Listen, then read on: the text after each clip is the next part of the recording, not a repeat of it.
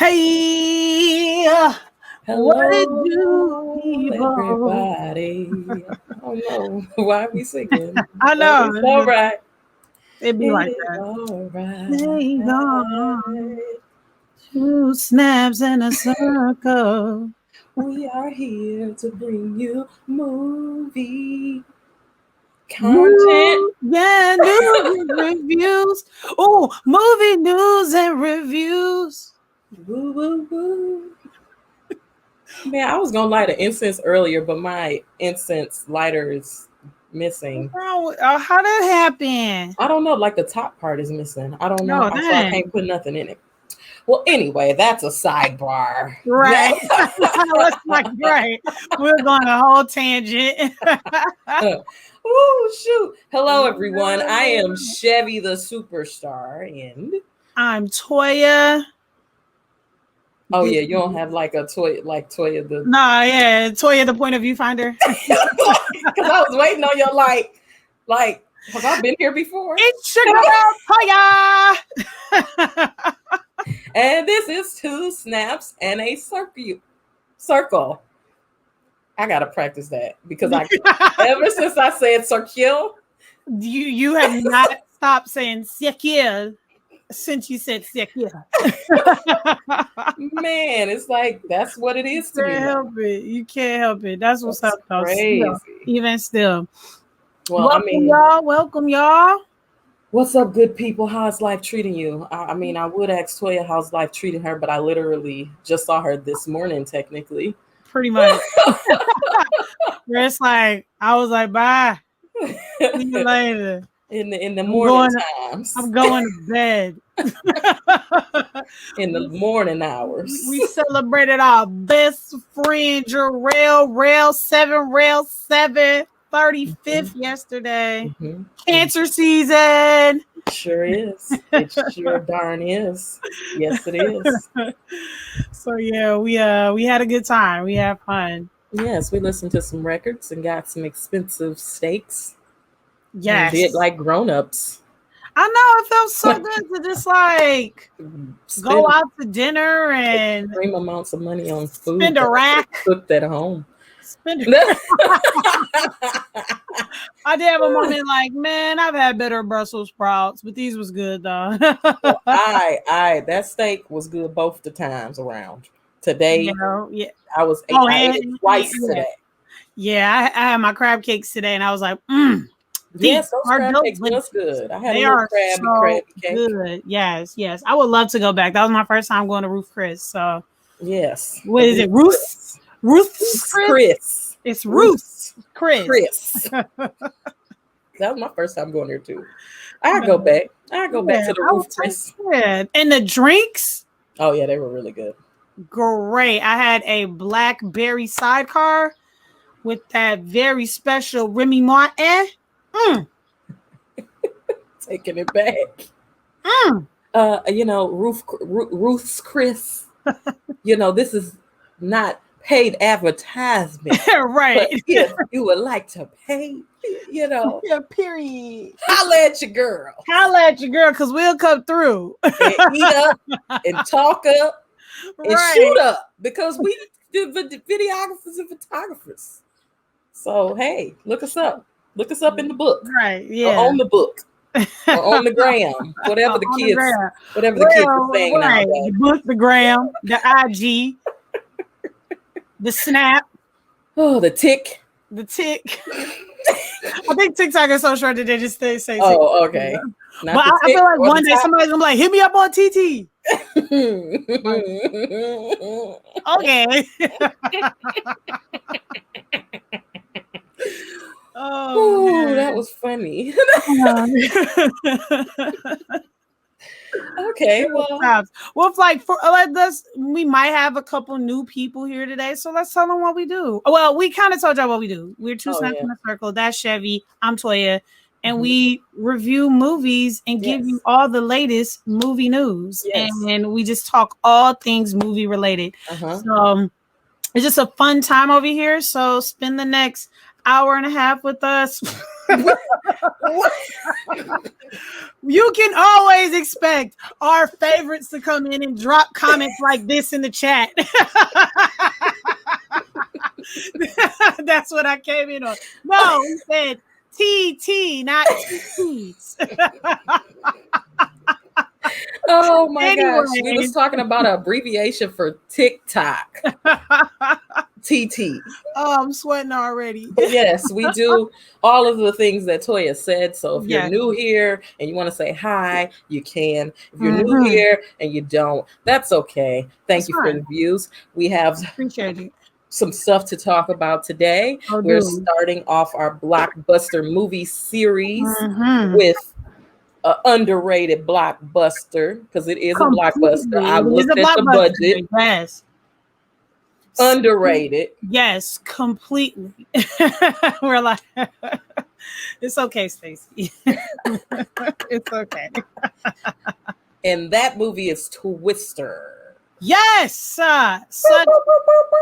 such a great classic.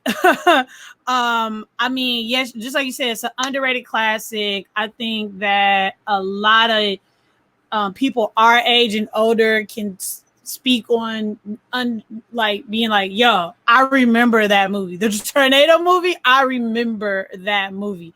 So yeah, I mean, I'm so surprised when people haven't seen it. Like, yeah, really? Yeah. You ain't seen it on TNT? I mean, it's a TNT USA? Saturday afternoon classic. Completely. It is cable TV Saturday television, like cable television Saturday movie vibes. Like, yes, it is. Thank you, Aaron, for the subscription. Thank you so much. Right, we appreciate it. Yeah, so if you don't know about Twister, you need to go find out about Twister. It's a classic, and it's also a lot of our great past actors. They're not alive anymore that were in that movie, and a lot of actors were in that movie, just like as extras and stuff. Just like, I mean, you go down the credits and you'll find some names, and you'll like be like, oh snap, like I know that person, I know that guy, I've seen that person in that movie, I've seen her before. And it really is. I mean, also, I just think the funny part about it is it like who the lead stars. Those aren't actors that you expect to be in a blockbuster, you know, like now in this day and time, you're looking at them like, not now. No, not now. But then they were, yes, of course. But now you're like, wow. Household names. Yeah, for real. Yeah, Ellen Martin. R.I.P. Bill Paxton. His character's name was Bill as well. I didn't realize that until I didn't know today. Wow. That was fun. That's fun.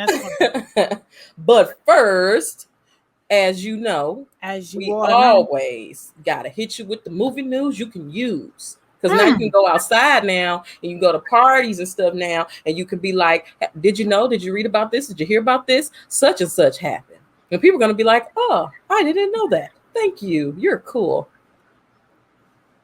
Movie news that you can use. I like that. I think I'm going to try to keep that going. All right. Y'all ready? We ready. Get ready. Ba-da-ba-ba-ba. Movie news. Damn. That was good. I'm getting back. Yeah, you getting it back. You getting it back. It took a couple weeks. Karaoke kind of. Yeah, it took you out the game. Yeah, it took you out the game. Yeah, I feel like every time I get my voice back, I go do some activity that's just like, damn it. No voice for you. No soup for you. No. All right, so the trailer dropped for the TV show The Chair, starring, if I can read, Sandra Oh from Grey's Anatomy and Killing Eve, and it will be premiering on Netflix on August 20th.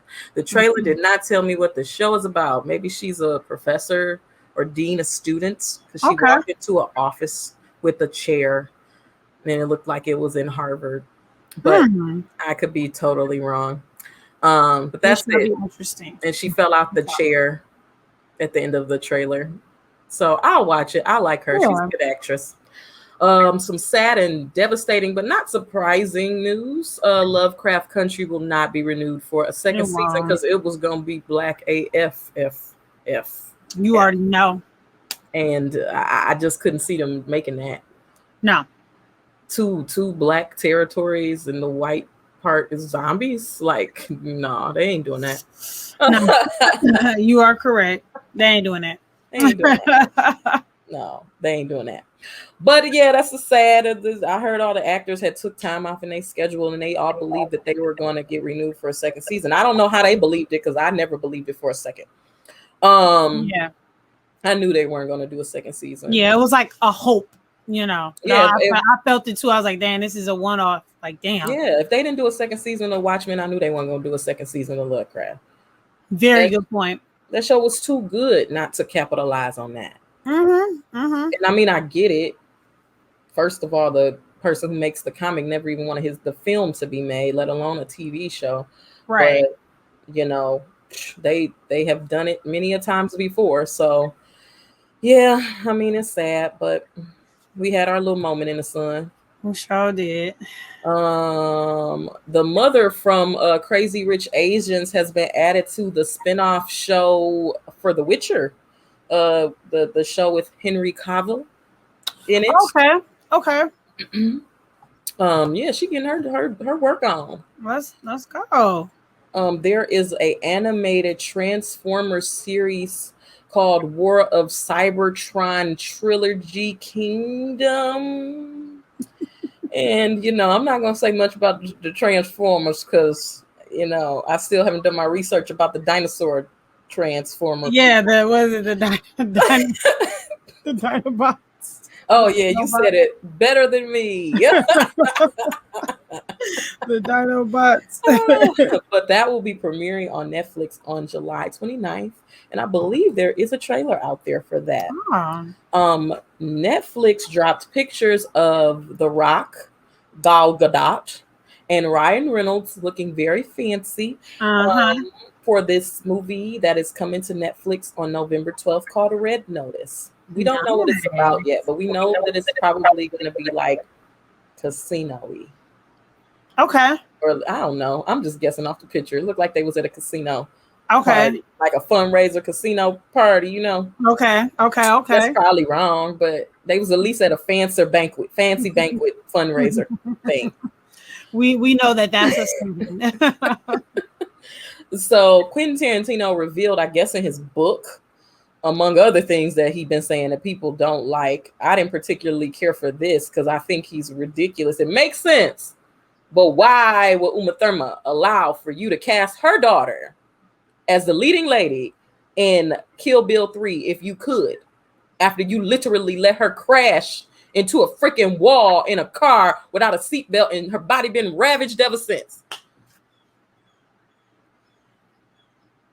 Really? Oh, I'm like, have you heard this? Have you read about this? Have you seen this? No. So wait, did you not know about him wanting to cast Maya Hawke as the child that was birthed from the bride who was played by Uma Thurman? Neither. Or the fact that he had dangerous practices on his sets and she was seriously injured in the scene where it was black and white and she was in that car and she like jumped out of the car or something like that. They had to redo that scene over and over again, and it was an old sports car and there was a seatbelt in there. I'm lying. I do know about the latter, but I did not know the first part. But it's still very shocking. But also, just like you said, not surprising. You know what I'm saying? Like how you can say about other things, like not surprising. Because what do you expect from Quentin Tarantino? Yeah, I mean, I'm not even gonna lie. I'm a very big Quentin Tarantino fan. Oh, of his work, huge. But like, he's the type of person where it's like I also understand what he's capable of. But I mean, it would be dope if they did a Kill Bill 3 and Maya Hawke was the child because that's her literal birthed child in real life. Because it's supposed to be like the before, right? No, so it would be after when her daughter grows up. When her daughter grows up, got it. Okay, yeah, that would be pretty sick. Pretty sick. Yeah, it would be definitely very, very cool. Strong Ant-Man 85. I can't read.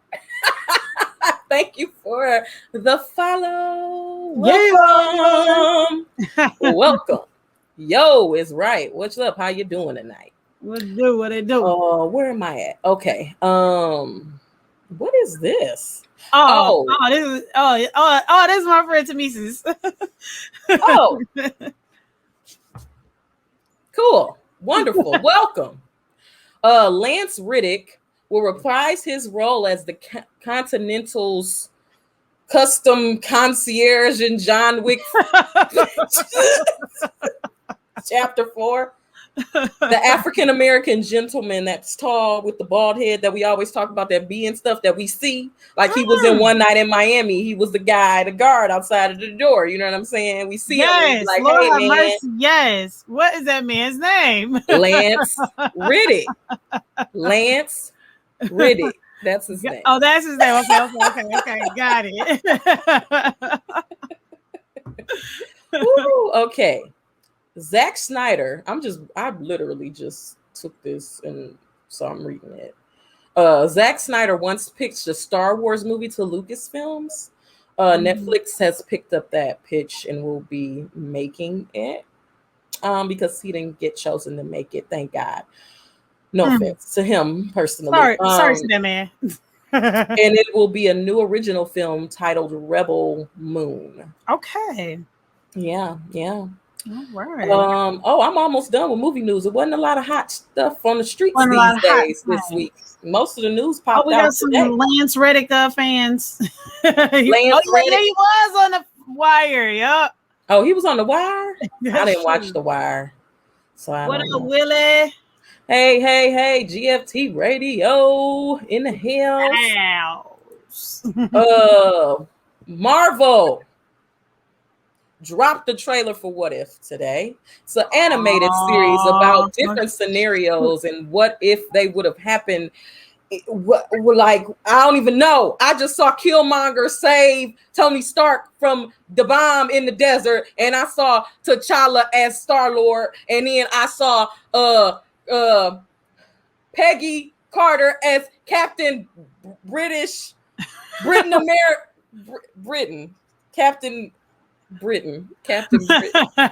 Captain Peggy though, but she had the British flag on her. Great Britain. She was Captain Great Britain. That's what I was trying to go. And is a lot of other crazy stuff happening. And I don't think they got Robert Downey Jr. to do his own voice. And that kind of bothers me. And I don't think they got Michael that's the least they could have done to do his own voice either. But I was trying to listen because I heard Chadwick Boseman and I heard Chris Hemsworth. But I don't think that's Robert Downey Jr. That voice was weird. And I do not think that was it was even the dude who played the dude in Guardians of the Galaxy. It just looked amazing. And it's like the Guardians of the Galaxy is not Avengers. I don't know, child, but it's in cartoon form and it looked like it's gonna be real good because it's gonna be real good. It's looking lit. And it come out on August 11th. That was really exciting. And they also just dropped a whole bunch of Funko Pops for it. And I want all the black people. Every single one. Killmonger holding War Machine's helmet. T'Challa as Star-Lord. Let's bring it back. Yes. I need them. I need to be looking at this chat. American Horror Stories trailer dropped. Teaser. Well, I guess it was a full trailer. Dropped today. It premieres on the 15th. I'm excited about that. And last but not least, I don't know if you guys watched the first animated Addams Family film, but I did and I quite enjoyed it. And the trailer for part 2 dropped today. Really? I love me some good Addams Family. Yes, it did. He was on the Fringe. He was on Fringe, Lance Riddick was. I don't know why that missed me because he was like the police. Not the police, but like the head of the FBI, whatever department they worked in. Oh, they did get Chadwick and Hemsworth. Yes. Yes, it's lit. Oh, it's Captain Britain. Okay, I thought. No, Captain Britain. Okay. You had it. Yes, Stacey, you going broke off these Funko Pops, okay? Because straight up. Okay, because they about to drop I think for San Diego Comic-Con, they dropping T'Challa Daddy when he was Black Panther in the suit and a glow in the damn dark, child. And it glow in the damn dark, child. And I don't know how I'm gonna get it because it's gonna be an SDCC exclusive and it's probably gonna be show floor only. I'm gonna have to get in the lottery to get it, and I'm not gonna win the damn lottery, probably, because I only won one in my whole life. Manifest that, speak that into existence. You may be that one person. Come on, now one of those people. I'm not going to think about it because when I didn't think about it the last time I won the lottery. So that's what you got to do. You got to let go and let God. Oh man, you got to check out that Addams Family movie. It's very I will. I will. I'm for sure checking that out. Yeah, that's a good little movie right there. What's SDCC? SDCC is international. It's San Diego Comic-Con, but it's the International Comic-Con. It is the Comic-Cons of all Comic-Cons. It's the top Comic-Con in the world. That's why it's international. Everyone comes from miles around to see it, and it's very hard to get in, and it's very exclusive, and it's very crazy. And I was supposed to go last year, and so was Willie from GFT Radio, but the panorama happened. The panorama hit you hard. So we will be going next year for sure because our tickets transferred over to the next year. Period. So yes, San Diego Comic-Con. That's what it is. Yeah, so I am done with movie news. Movie. Why you do that rushed version?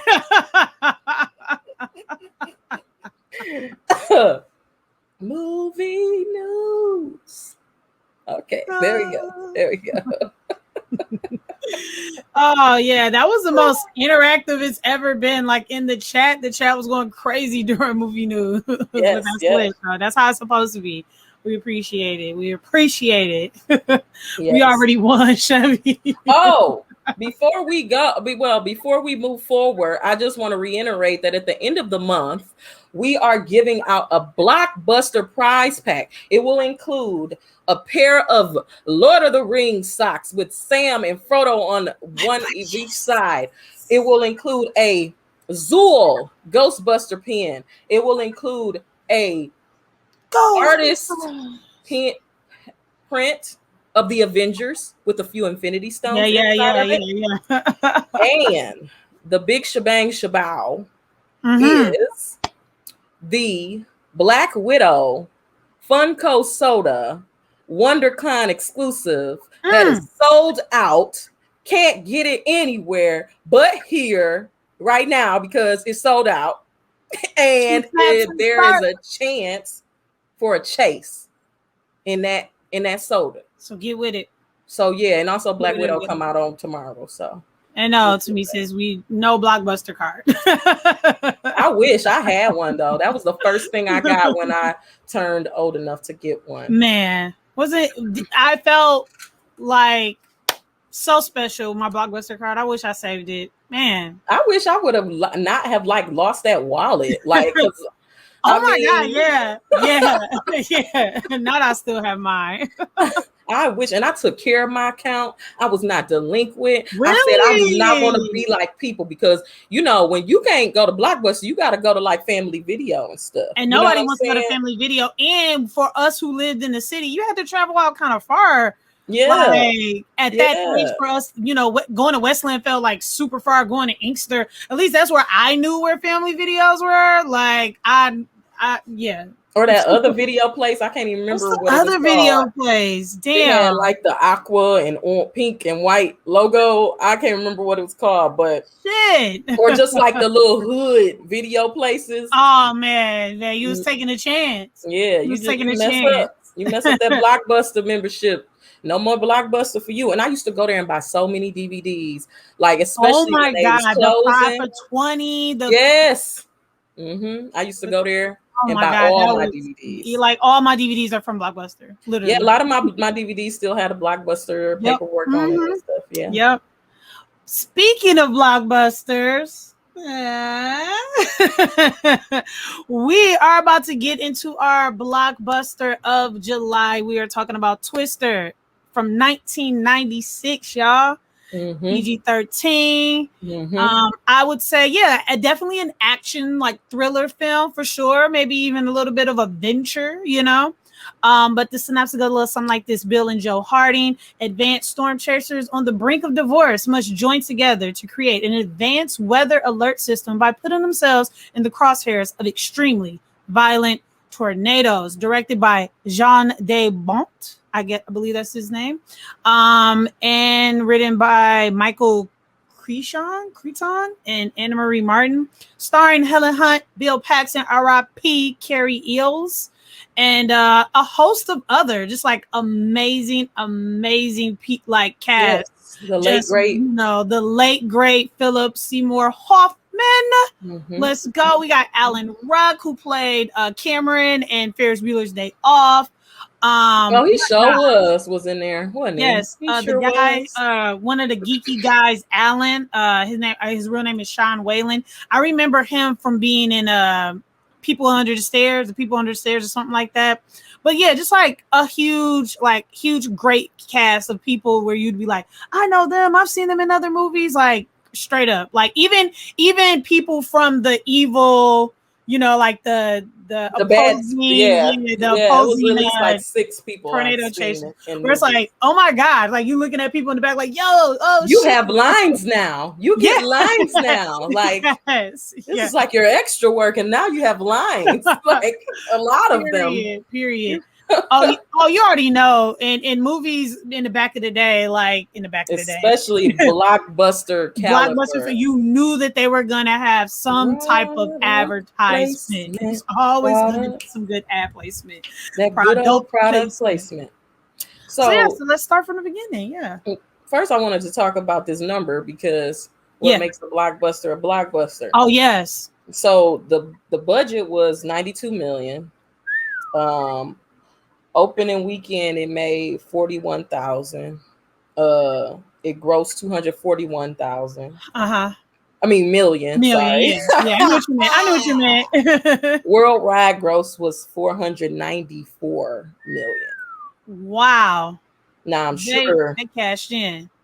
But for what they paid, I'm sure that's why it's not considered. Yeah, like huge. But it sounds like it was like, again, I think successful. All their accolades and all of their success and what deemed them, I guess, to be a classic. Even then, like what made it such a big blockbuster, I guess, is that what it did in that time. So it was competing against Jurassic Park with the CGI effects types, spiel, like Independence Day, like that was a heavy hitter year 96 for blockbuster films, and especially that time frame. So it's expected that it would kind of fall a bit short, but I mean, during that time, that was still a lot of bread. That was still a lot of money. So I mean, it was good enough for them to give it a ride at Universal Studios that was there for over a decade, that I loved and rode every time I went. Straight up. I mean, that was my favorite ride at Universal Studios. Dude, I've never been to Universal Studios, so I remember being like, dude, I cannot wait to go to Universal Studios so I can get on the Twister ride. And when I found out it was gone, especially because of Harry Potter, something I've never seen before, never really gave no F's about, I'm like, and I mean, it's an epic ride. It's an epic ride. That hurt. Just the memories. I got them in my head. You just got to hold on tight to them. Yeah. But speaking of memories, let's get into like our favorites of this movie. All right. From the toppery. From the toppery. So yeah, it gets right into like a freaking storm, and I ain't seen this movie in a long time because it's a cable special. So even though I have it on DVD, usually I just watch it on TV. You know what I'm saying? Yeah. So you be forgetting that opening. You be forgetting those opening scenes. You do. Like it's the things like the cow and the arguing between the couples and but you never Like it's that's like low. It's low. You're like, oh shit, yeah, right. Like, oh my gosh, this is why we're here. Oh, this is why we're here. This is why Jo is the way she is. And I actually don't think that that's something that I picked up on when I was younger. I don't think that it clicked all the way for me, even though they reference it in a movie. I don't think it clicked for me. Like, yeah, that makes sense though, because it didn't click for me that the whole reason why the movie even happened and Bill was even there is because he was getting the divorce paper signed. Like, I know that happened, and I know, but it becomes so minute in the grand scheme of things after a while that you forget. Like, you totally forget that these people are getting a divorce. Like, that's the only reason he's there. Like if he wouldn't have came to get them papers signed or picked up, he wouldn't even. She probably wouldn't even. No, she would have went on her. Yeah, she just would have went on her way at per usual and like fell to the background of the I'm gonna keep calling them the evil tornado chasers. but yeah, the film opens up with a storm, and you can tell that it's a pretty serious storm because the wind is super intense. You can tell that they live somewhere where it's like, oh, that wind means it's a tornado. That's some real shit right there.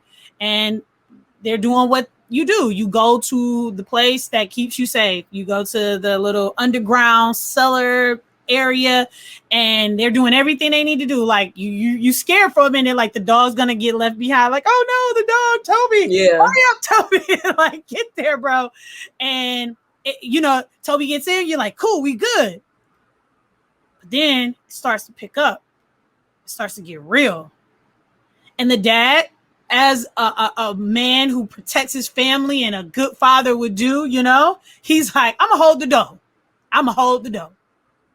Yeah, but he knew. Well, he knew that little latch hook wasn't going. It wasn't going to hold that door. And he said he kept. I can't hold it. And I was like, oh.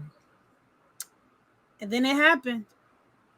The door comes off the hinges, and the dad goes with it into the eye of the tornado. And the young girl watches her father just get swept up. Die. Jesus. Yeah. Like imminent death. Like, I mean, I don't even know how she was a fully functioning adult. Well, I don't know how she was a fully functioning adult. And that's what I'm saying. That's what I'm saying. Like, even to be able to do the things that she was doing, like, she took her obsession and her, like, the things that pain, basically, her pain and her hurt, and she put it into the work that she was doing. And obviously we see many moments where that breaks, and she's just like, it's like her version of crying and being like, Daddy, I miss you. I want you back. Like, or where are you? Or being just like, being that young girl, seeing her father being swept away in a tornado. Like, it's devastating. It's traumatic. It's hella crazy. But, we step back into modern day 1996. It's just like this very dark moment of this child watching her father die, this traumatic moment. And then it's just like somebody's in a car, like jamming in the music, like a couple like jamming, and like, okay, cool. And so now we're introduced to Bill, who's played by Bill Paxton, R.I.P., and Melissa, aka Honey. I don't know. Yeah, pretty much. That man never called her Melissa. Barely. He all honey. It was hilarious. And so, yeah, they get into it, and then we realize that he's here for a reason. He's not introducing his new woman to his ex just for the heck of it. You know, he's trying to get the divorce papers signed. But Jo, played by Helen Hunt, she had it's other things going on, and they drop a couple clues to let you know, hey, what's happening is this is record-breaking weekend of tornadoes in Oklahoma. So protect yourselves, people. Be prepared, because it could be coming your way. Right. And Jo has turned from, now she a storm chaser. Yeah, now she's a storm chaser. They used to chase storms together. But Yeah. now he's found a normal life and a Yeah, well, he's normal dating a fiance. therapist and he's a weatherman. Yeah. And that's like the continuous running joke throughout the film is that he went from this exhilarating, like very adventurous on the, holding what they call a seat, holding the seat of your pants type vibe to just like being your local news weatherman. Like, Yeah, and also they don't respect him. Like, they don't they aren't respect well him at all. respected. But what we find out is that this group of people, Bill specifically, has created this weather system that is on the brink of actually being able to not only scientifically but like technological wise like track what happens when one of Earth's biggest disasters comes through. Like, all you can do is say like, hey, it's coming. You know what I'm saying? Woo, woo. Like, that's all nobody can stop that, right? That, right. hey, Mother Nature. You just have to run its course. It has to run its course, but they are on the brink of figuring out a way to really track this and figure it out and help people, because like it's more than just being like, oh, we like jumping out of planes just to jump out of planes. They really want to help people because they could save a lot of lives. Hence why Joe's in it, like, I'm going to save families, I'm going to save fathers, I'm going to save daughters and brothers and sisters and sons and mothers. And we're introduced to it all. We're introduced to all the like quirky characters. We see Philip Seymour, who's like a dude. The quirkiest of all of them. The quirkiest of all. Like, and he just kills it. Like, as like what we know him now to be such an amazing actor. We see it. I saw it then. He didn't seem like some annoying like bro dude. Like, I was like, man, whatever he is, he's that, and he's doing a great job at it. Yeah. And we realize that they're just like a little family, these storm chasers. Like, they've been doing this for a minute. So when he comes back, they're like, you're back. And he's trying to just convince everybody, like, I'm not back. I'm not back. Right. I'm just trying to get my divorce papers signed so I can move on my life with my beautiful therapist fiance. But I also feel like it's because they never took him seriously. Like, and she never took him seriously. That's why she didn't stop wearing her wedding ring. She just thought he was acting out or whatever. So when she finds out that he coming back to get the paper signed because he wants to marry someone new, it's a shock, but she played it well than most people would have. Ooh, she sure did. I was very impressed the way she handled it. Like, sometimes I have moments where I'm like, maybe it's because that's her personality.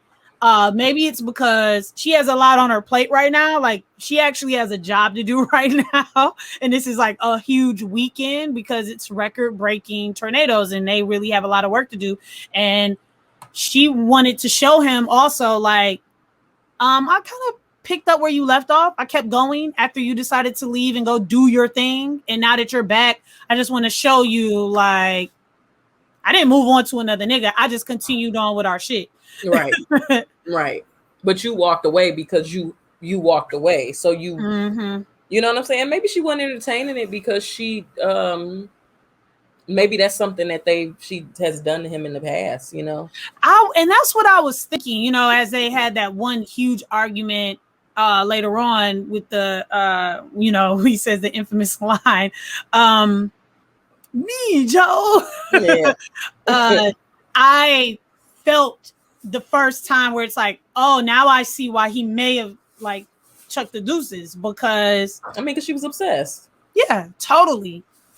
And like, our relationship can't be based on that. What happens when the tornado stopped? Exactly. They argued, obviously, a lot. They had to. My favorite thing with her when he at the end, when he says, you just, like, why do you always choose the hard way? Yeah. Like I love the scene of them in the car when she asked him, like, did you meet her at the studio? And then he like, don't start with me. And then he keep looking at her like when you tell her like, I know your line of questioning is not a line of questioning. It's all just to set me up, to make me feel like a fool, and to make yourself seem like, I knew it. I knew Like, it. this is not serious, so I This don't is have to not. take this I don't serious. have to take this serious, and so they kind of go with this a lot of back and forth. And like I said, we're introduced to the therapist's fiance, and she's just like white cream power suit. You know, she's feeling herself because she's a therapist, she's a doctor. Like, who can tell her something? She don't know what the hell this is. She knows nothing. She just knows that we're about to get. I'm getting my fiance to have his ex sign the papers. If I'm there, you know, to kind of like be in the background, like, is we doing it or not? You know what I'm saying? Yeah, but she was very interested in learning about his life and learning about what they did because it there. was 2 different bills. Oh, was it 2 different bills? Bro, man changed life. Like, he came in with a suit. Right. But I like the fact that she didn't seem like a mean person. She was very friendly, but she also wanted to get to know like him and them and you know what they did there, and it was him. You know what I'm saying? It was him. Yeah. She was definitely not a villain. No, she was definitely not a villain. He just didn't want to go back to his old life. I mean, obviously, he never stopped loving her, and the that's only what way it was for him to move and is make a clean break and act like she didn't exist, because he still cared about her and he didn't want to talk about his life, because obviously they had more good memories than bad. That's why he ended up with her in the end of the movie in the first place. Right. Spoiler. Sorry, everybody. Sorry if you're not picking up on the energy. You don't see where we're going with this. I mean, but we're assuming most of you have seen Twister. If you haven't, HBOmax. But I believe that the main reason that, like, first he was just going out, you know, to go out with them, to help them do whatever they was going to do. But then he was excited about seeing Dorothy, you know, the weather system. Right. But they went crazy from the jump. They got stuck in a tornado from the jump. The woman in the car fell in front of the Melissa, and she about had a fit. And poor woman, traumatized. Oh wait, no, I skipped something. You did. Okay, because my purpose for saying that was what really made him want to stay and help them was finding out that Jonas stole his idea. Yes. So they're at the pit. They're still at the place that he met her at originally. And Joe so conveniently didn't sign the last paper with her signature so conveniently. So he's going around chasing her. But like, Joe's so good at her the questions that she actually knows how to tick him off, and she knows how to distract him. So she would add some things or say things to him that would make him not focus on the fact that he needs this signature, and that I know why you're here. I know why you're here, and I know how to keep you here. You know, that's what it was. She knew how to keep him there, and that was her main focus. So yeah, like once he noticed Jonas over there talking to the news crew about this amazing invention, this weather system that he created, and he's just like, the fuck, that's my shit. Yep, that's my shit. Yeah, that scene was so much funnier with the subtitles. Oh my god, it was. And then I love, you see this Joe just being like, Bill, calm down. But that's exactly what she wanted to happen. It was kind of like Willy Wonka. Like, no, stop, please, don't stop, don't eat the blueberries. Okay, I'm gonna come over there. Okay, guys, break it up. Like, right. Stop. Like, good. Because that's all he needed. You're right. That's all he needed. Like, he had motivation after motivation after motivation, but that was the first where it's like, okay, because he even said it when they get ready to get in the car. He said, I'm gonna do this one, whether Dorothy flies or doesn't. But okay, I'm gonna come with. I will come with, and we'll see what happens. We'll see what happens. So what did you think about the scene where Melissa confronts Joe and basically like, do you still love Bill?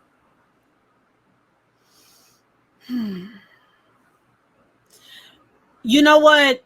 Now in retrospect, looking at that and after saying what we just said, because I had thought about it when I said it earlier, when you were making a comment about her being like a pretty nice person, wanting to get to know them, I think that it seems like she already had the ends. She felt like she knew for a fact through Bill, right?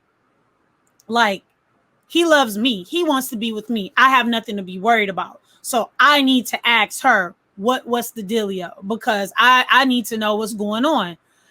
I felt like it was a bit ballsy of her. But I think the energy that Joe gave off was like, I'll answer your questions. Like, I don't have no problem telling you the truth and telling you what's up. And so I just think it was just, Melissa being like, why not? I'm gonna shoot my shot. I just don't think she knew who she was messing with.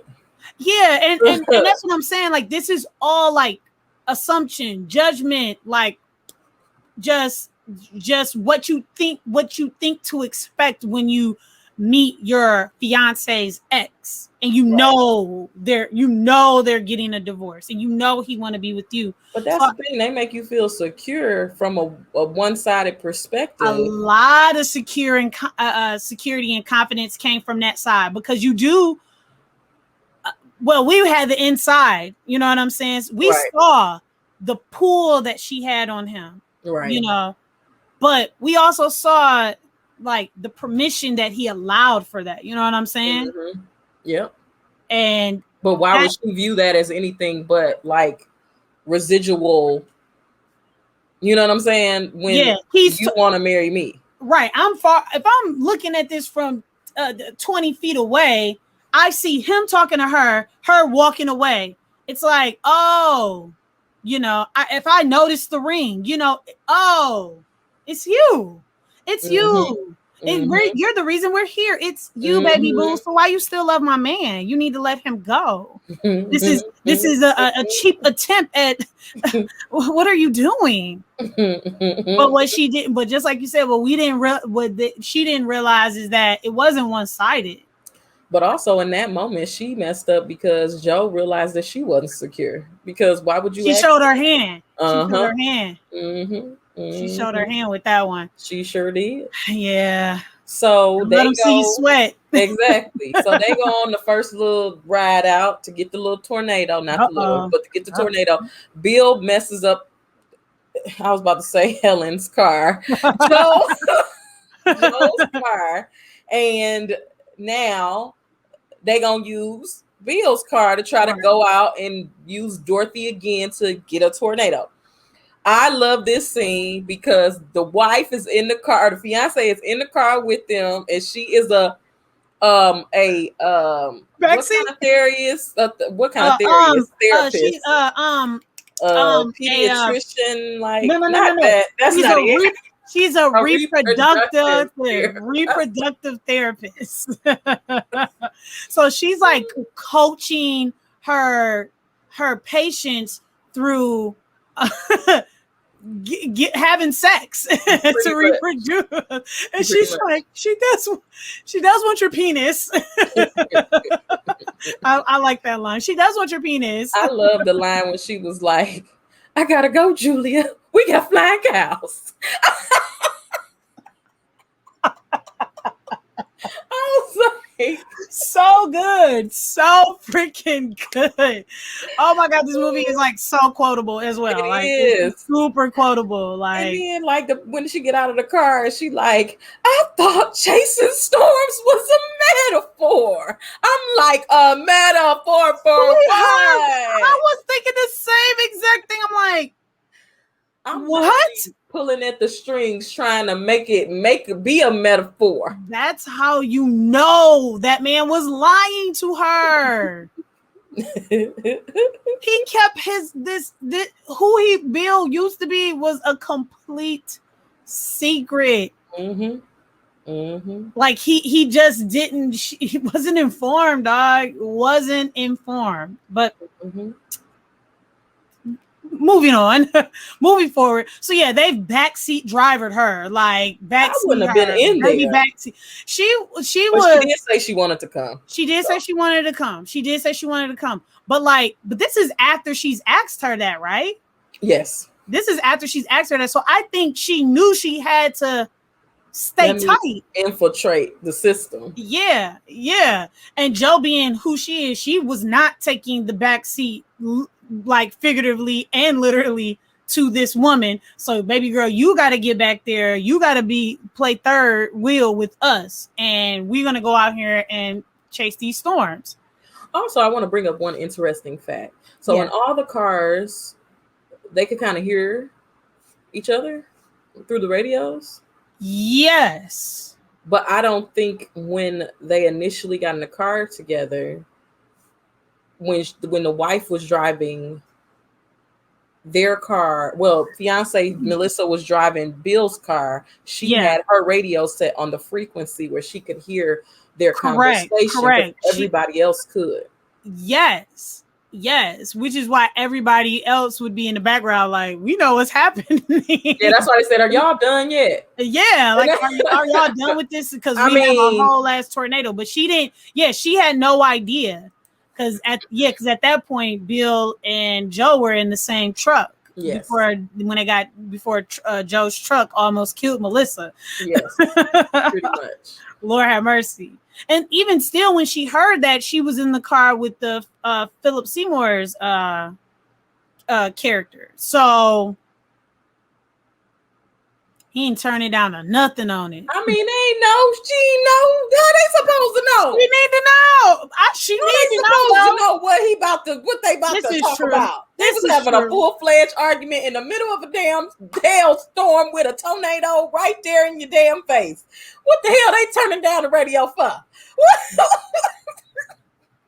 I done got super country off that. Oh, you did. All right, so we moving. Like, tornadoes are happening. You think at this point, you'd think that this is the worst that it can get. Like, oh my God, the things that have happened, the major fails with Dorothy being knocked over or getting knocked over too soon, or already being in a car and a truck being taken away with it, whatever it may have been. Like, just like all these fails, all these tornadoes, and just still like a lot of the same tension being built between Joe and Bill, where it's like, are y'all gonna fuck or not? Are y'all gonna kiss or not? Are you gonna figure this out or not? Are you gonna sign the divorce papers or not? Like, are you going to explain to your fiance that you don't want to be with her? Right, but I don't even think he realized it until they got to the auntie house. Until they got there. Sookie Stackhouse mama. Grandma. Right. She played Sookie Stackhouse grandma. Right. I do know that much. Because I watched a couple seasons of she only in about a couple. Yeah, she only had to get those first two. I was like, oh my God, that's the auntie from Twister. But yeah, man. So yeah, True Blood. So yeah, by this time, we're getting into like Tornado 2. Yeah, so before they go to Auntie House, they had Tornado 2. Yeah. While they at Auntie House eating, and the fiance is learning about Bill, and I think the reason why Joe, I believe, didn't want to go to the house is because Bill was with them, and whatever facade she was trying to play, she wasn't going to be able to do that. Yep. She wasn't going to be able to pull it off. Because who knows you better than your family? Who knows you better than your auntie? Who knows the history between you and this man, and knows that you're still in love with him, that you still want to be with him, and that you'd pretty much do anything to keep him, which is what she was doing. Like, pretty much. Let's go and risk our lives trying to storm chase so I can make this man fall in love with me again. What not again, but like reveal it at least, or admit it, which is why I had made the statement earlier. I'm like, her trauma and pain comes out in different ways, like not in the most. It's borderline toxic. Oh, definitely, but it's not full on toxic just because I feel like he feels the same way. Well, I mean, yeah. well, obviously he becomes more motivated as we continue on, right? He realizes that I missed this more than I thought I did.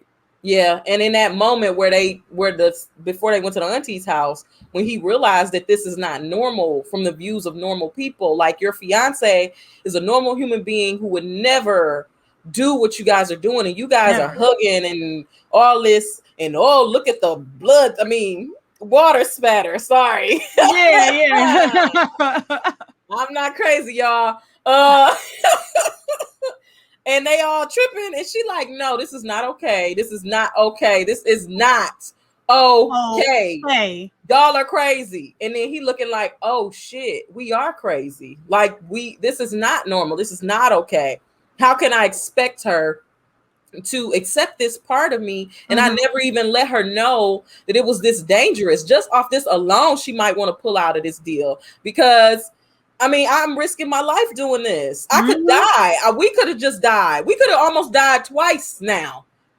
She could have almost died. She did not sign up for this. No, she did not. And I did not tell her, but men do that. Men do that mess all the time.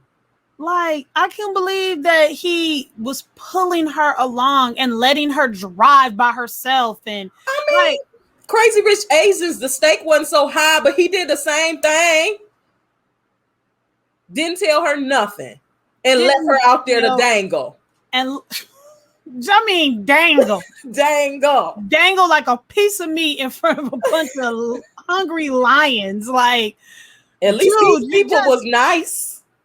At least they were kind. But they were chasing storms. But they were such an odd group of people and so connected with one another and had such a wild, crazy history, stories. Yes. It is nothing worse than going out with a group of people. I don't give a crap if you know one of the people, if you know all of the people, but if y'all don't have your own relationship equally or without one or the other, and you go out with them and they start talking about stuff and making jokes, you gonna feel out of place. I don't care who you are, what you do. Completely. And that is the face that she had the whole time.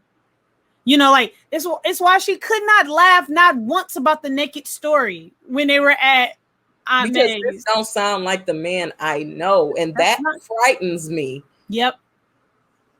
That frightens me. Why?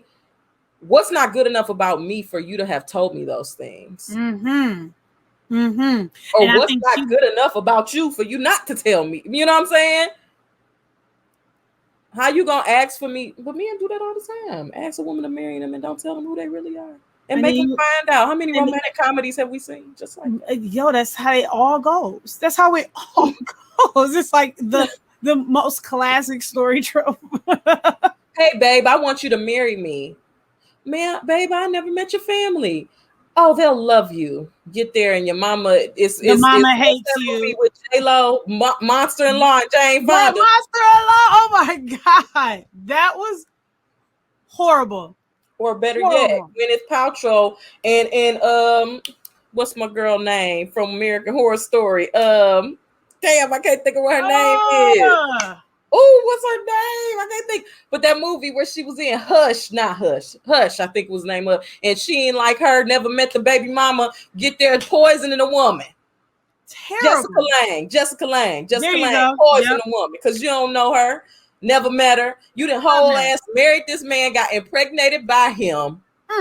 You gotta come to the house because he done got a new job and want to live out in the country to take care of you and the baby and all that. You know what? Mama don't know who this lady is. I thought I saw that, but I don't think I've seen that movie. But I know what you're talking about. But I don't think I've ever seen that movie. I know exactly what you're talking about. And it's that handsome guy from that time. Like, he was a very popular actor of that time. Very handsome, but he's not a popular actor anymore. I don't know what his name is. I'm okay. I'm gonna have to go find that somewhere. I don't think that's the name of the movie though. I'm gonna go find it. You're hilarious. But no, you're right. He definitely got her good. He got her good. Yeah, he got her. And she learned at that moment. Yeah, she did. And I mean, then you see Joe. What another thing that bothered me about this love triangle is the fact that nobody gave a crap about Melissa. Auntie straight up told her, ain't he here now? here right now, ain't he?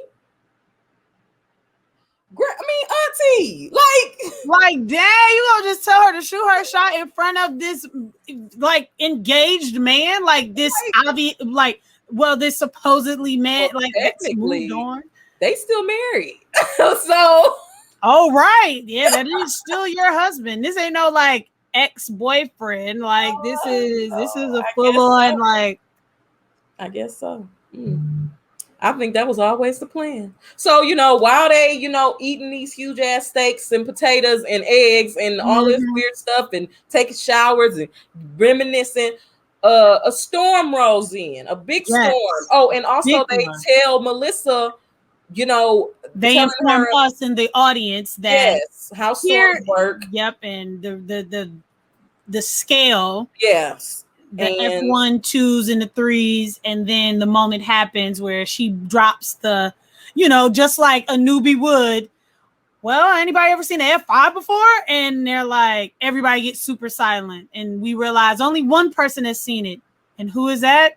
The woman upstairs taking a shower. Yep, and now we go back into the beginning of the movie and say, wow, was that when she saw it? And that's when she probably saw it, maybe, or maybe not. We don't know, but more than likely, that's where we're going to put it at. That is the moment. And that is nobody says like, oh, and she lost her dad. You know what I'm saying? They still letting that linger out there. Yep.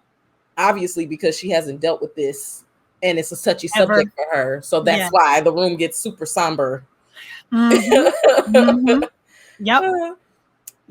So as we said, this obsessed group hits the streets, or hits the road in this case, because ain't nothing but highways and dirt roads and back roads and rule this and rule that, and they out there. And of course they're coming up against, their the rivals, the rival gang, the other evil storm chasers. And the thing about them is they don't have the natural ability to read a tornado the way that Bill does. They don't have the chutzpah, or I think that's how you say it, chutzpah. I'm trying to from Scarface, like that Joe has, right? They do it all out of spite, money. Like you could tell that they got it good because they got these black caravans. They leading off with like a Ford like Bronco or like Chevy Tahoe type vibe. Like they just look very uniform, well put together. They got their little yellow storm weather jacket. This ain't no mom and pop shop. This ain't no mom and pop. Yeah, they got, Bill and them, they got like old trailers and goddamn station wagons and just looking like like you said, mom and pops.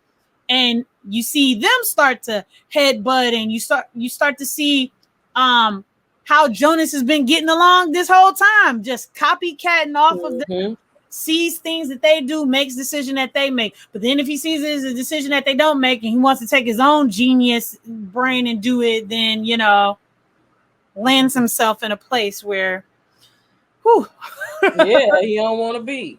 He don't want to be. They go to this third storm. This is like one of the, because I think it was only 4 tornadoes that they experienced. It was the first 2. Then, it was 5. Well, no, it was the first 2. Remember, you had the sister ones too. Yeah, so you had those 2, 3 technically. You had those first 3. Then after initial Auntie House, you had the one where you have the big scene. Then after that, you have the drive-in. Then the tornado goes to Auntie House, and then you have the final tornado. The final one, yeah. Well, no, it's another one. Or is that the same one? No, it's the same one because doesn't it shift? Okay, it's shit. Oh yeah. They missed it. Okay. Yeah. So we at the third. And I'm so mad at myself. That's what I meant to do at one point in the film. I meant to start logging them down, because it really does just all come together one big tornado. So we at the 4th tornado technically, and this is it's hailing and it's black. The sky is black. and you know they going in there. They're going in there, and like the tree branches is flying at them, and now the debris is coming at them. It's real. And he telling Joe she needs to stop, and she don't want to stop because that boat didn't pass by their asses. That's flying in there. It didn't pass by in the water, y'all. Pass by in the air like flying. So then a bike hit the car, and she stopped the car, and he trying to get the the Dorothy out of the truck, and they having some trouble, and you know they trying to do it, and the storm keep changing, and they lose everything, and everything fall on the floor, and you know terrible. He just like, you know, let's get out of here because the storm is coming back, and it seemed as if the storm was coming for them specifically in that scene, like it was jumping, but it was jumping on like stuff because you know it knocked out all the power lines and everything. So you know, she like, no, you know, we need to do this. We gonna do this. Let's do this. And then he, you know, I love this scene. He start, girl, stop. And then she said, yeah, it's like the shaking of the like shaking moment. Let it go. Just let it go. He's like, you don't know what it's like to have it miss your house, miss that house, and then jump right on yours. I love that. I was like, ooh. I was like, Joe. And they out there in the rain all on them and everything like that. You know what I'm saying? And they just I ain't never seen the Notebook, but I imagine that's what it was like. Oh yeah, it was kind of like that. I imagine that's what it was like. And then my favorite quotables, me and my friends used to quote this when we was kids. And he, you know, his accent, because he's great at delivering like classic lines. He is like that. He was trying to do like a Midwestern. Yeah. He was definitely trying to get that Midwestern swang to it. Like, he was like, "Stop living in the past and look at what you got in front of you." And then and then she says, "What are you trying to say?" Me, Joe. I love that part. And then they cut to Philip Seymour Hoffman being like, and then they pan over to poor Melissa, like, heard the whole damn conversation. Okay. So we done storm chasing for the day. Everybody needs to decompress. You know, we gonna go to the drive-in. Yep. To watch The Shining. Yeah, to watch The Shining. Oh my God. I don't know what I saw. I most likely saw Twister first before I saw that. Oh, definitely, because I didn't realize that like that was The Shining probably until today. I definitely saw Twister first. But I think when I eventually saw The Shining, I was like, this looks very familiar. Where have I seen this before? And I love when stuff like that happens. That's my favorite. And then the part where the storm is like overtaking the screen, and that's the part where he chopping down the door. Yes, he's just like, what did he say? What's the infamous line? It's me. It's Johnny's home. Jackie's home. Everybody know the line, or something like that. It's me, Johnny, or something like that. That's so funny. We're trash for not knowing. Or whatever they be saying, you know, whatever the line is. But yes, like all the signs are hitting. I mean, even by this time, Melissa knows the signs. Yeah, like she in her hotel room at the drive-in. Just, you know, like, which makes me think that that's what they were there for. They were there for the hotel and probably getting checkups on their cars. I don't think that they were there for the drive-in. I think it just so conveniently was there. Okay, if that makes sense. Yeah. So they out there, you know, chilling, awkward as hell because everybody heard what the hell they didn't say it to each other, but you know, everybody trying to be cool about it. Mm-hmm. And then all of a sudden, Bill feels the air change. He felt the shift in the air. Then all of a sudden, Philip C.J. Moore Hoffman is saying the storm is coming. And then Bill is like, it's already here. Get down. Get on the ground. Get down. Honey, honey, honey, honey, because she bust off that though, honey. Bill. Bill, yes, Bill. I'll say that for a man that was falling, well, like to some degree, falling back in love with his wife, you know, rekindling a romance with her. He was there for that woman.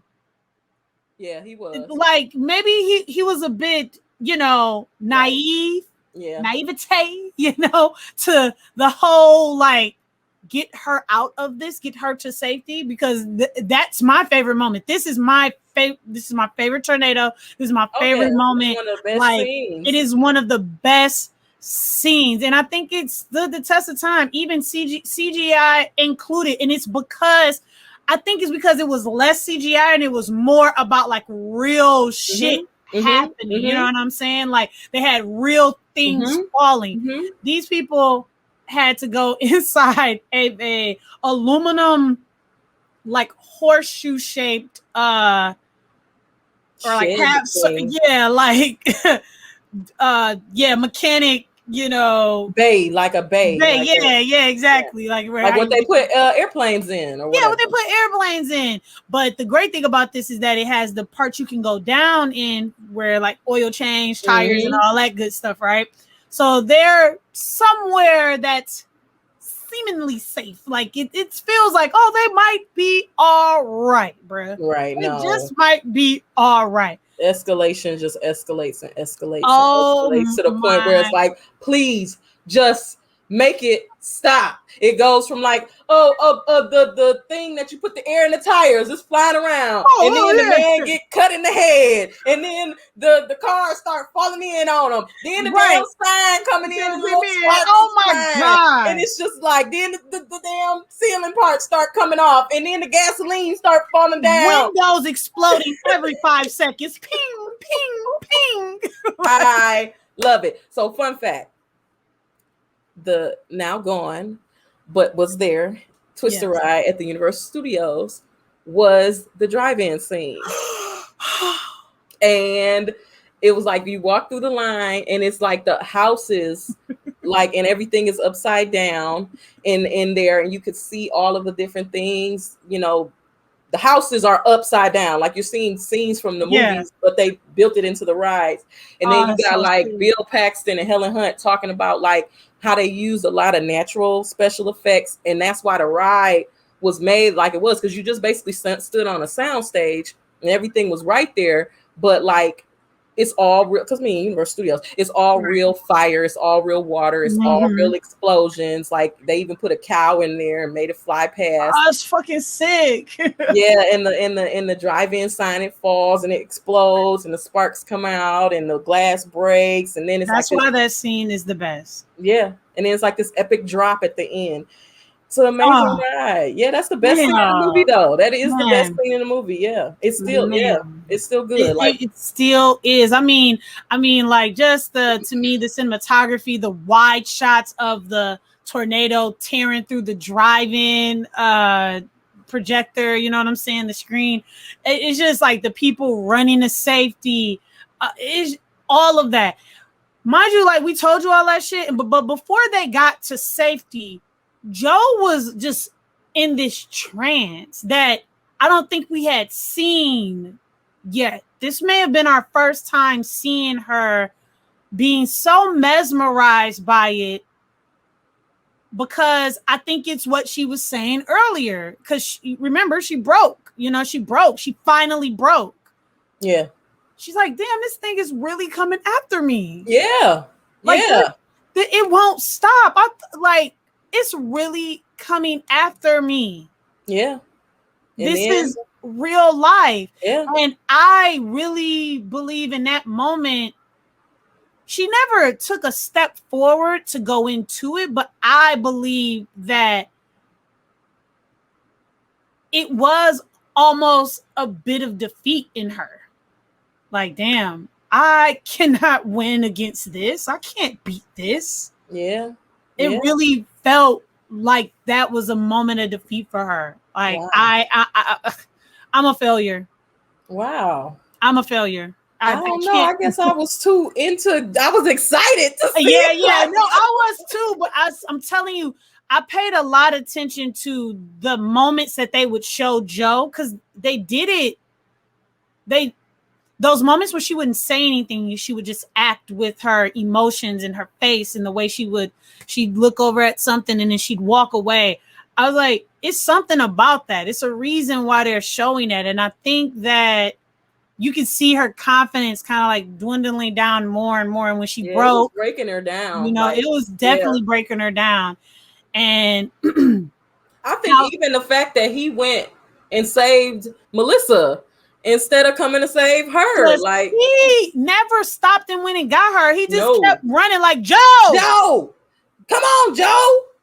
Yeah, come on, like yeah. So now she had to break out of that on her own. Yeah, she did. Or she would have got gobbled up. But at this, or sucked up, or whatever. The suck up. He said the suck point or something like that. Suck zone. But you know who did break at this moment? No. So I wanted to bring that up. So remember when they was at the last tornado and she was just like, she just had a psychotic break. She's like, y'all crazy, everybody crazy, everything y'all doing is crazy. Y'all just some crazy. She's like, especially that one. Talking about Joe, like especially that one. Especially her. Especially her. That's a crazy bitch right there. This is not his fiance speaking. I am speaking from a regular person point of view. Y'all some crazy ass motherfuckers. So yeah, then when she was down in there, she's like, I don't want to do this anymore. I was like, she is so traumatized. And him and Joe just looking at each other like, he looking at her like, I fucked up. And she looking at him like, yes, you did. Yo, I counted on my hands how many times that man said to her, it's going to be okay. It's going to be okay. Like, and it wasn't it's going to be okay. Let me calm you down and tell you it's going to be okay. Like, he was telling her that, like, we're really going to be okay. We're going to get through this. Like, how many times have we been through a tornado? But at least 3 times today. This is your life today. We've been doing this for years. Yeah, we still standing. And we're still standing. We're still here. I'm telling you right now, baby girl, you're going to be okay. Can you imagine if you was in a damn tornado? No matter what that man said. All I could think about. I was like, if I would have been her 2 tornadoes ago. And she wasn't even in the first one, technically. She wasn't even in the first one. She got the worst outcome of, like, I just think the truck, like, I would have passed out and said, I think I would have passed out. I would have been done after that. Like, I love you. I want to be with you. Get the paper signed. I'll meet you back where this shit is not happening. Good luck. Have a good day. God bless you. Like, I don't think I would have broke up with him. But I would have definitely had to exit stage. I would have had to. I don't even like. And you got me driving my own motor vehicle. Soon as he said I had to drive, I said no, thank you, because I don't like driving like that. So straight up, baby, do what you got to do. Okay. So we go from that this. moment was good. That moment was good. Like he really thought. When she said, I'm going to go back. He was like, yeah, go to the hotel. Do what you need to do. She's like, no. I'm going back home. I won't be there. and yeah, he said, okay, I'll see you when you get. No, I won't even be there. Like, I'm going back, but I'm not going to be where the back is. I'm not going to be there either. Oh, no, I won't be there. We're done. I see what's happening. I'm saying goodbye. I'm saying goodbye. She said, I'm not even that upset. What does that mean? I'm not even that upset. I love that line, and I forgot how much I love that line because it didn't make me laugh until I became older. Yeah. So when I watched it, and she was like, and what does that mean? I'd be like, girl, what do that mean? Like, damn, you was about to marry this man. Like, you knew we weren't gonna make it. You knew we weren't gonna last. Yeah, somebody she said that. Like, you knew we weren't gonna like make it here. Like, damn, like, so why did y'all get married in the first place? Why did you say yes? Like, but that's the thing. Like, that's why I always say, like, when people meet people in other states and they build relationships, or things of that nature, and they've never met that person's friends or families. Yeah. You'll be surprised how different somebody can be around the people that they know love them for real. And you have to see how a person is with their real friends and their real families before I would say I do. I'm just being honest, because you might meet that person for real and might not like what you see. That's basically what happened to her. And that's what happens in a lot of these movies. But this outcome was a little bit more realistic because there was a whole nother woman. You know what I'm saying? And she wasn't about to fight storms and her too. See what I'm not gonna do? What I'm not gonna do is fight storms and Joe too. I'm not strong enough for this. Because at this point they're both unpredictable. I don't know what could happen with either one of them. And I don't. I mean, it's not, at the end of the day, this is not worth me literally losing my life. It is not worth. This was cool. This was awesome. This was great. It was cool for what it was, but it definitely was not all that. WMC, I had fun, but I hope Aunt May is fine. I don't think that's what her name was. I think it's Aunt Meg. Meg. It was Meg. Yeah, yeah. Because I'm talking about Aunt May from you're talking about Peter Auntie.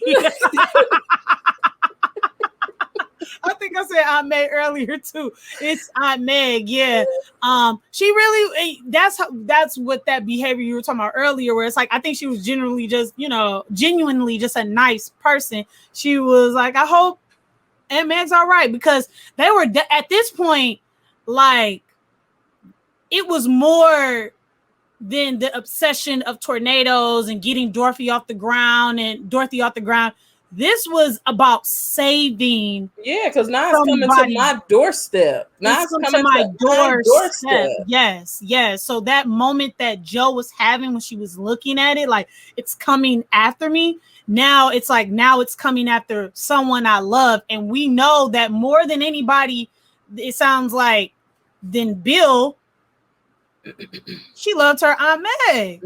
So she has to go save her and help her. And thank God they did, because that lady would have died in that house. That woman would have died being in there. Because in disasters like that, it's hard to get to people. And what was going to happen was that house was eventually going to collapse on itself. And the damn dog. Her and the damn dog. And it would have been incredibly sad. You know, I remember first watching this movie and being like, it's a wrap. Yeah, because I thought about it. I was like, well, why didn't they just get the... And I thought about it. I had to stop myself. Me and Jarrell would have to pick up Pepper if that was happening. Dogs literally paralyze. They'll paralyze at the door when it's just drizzling.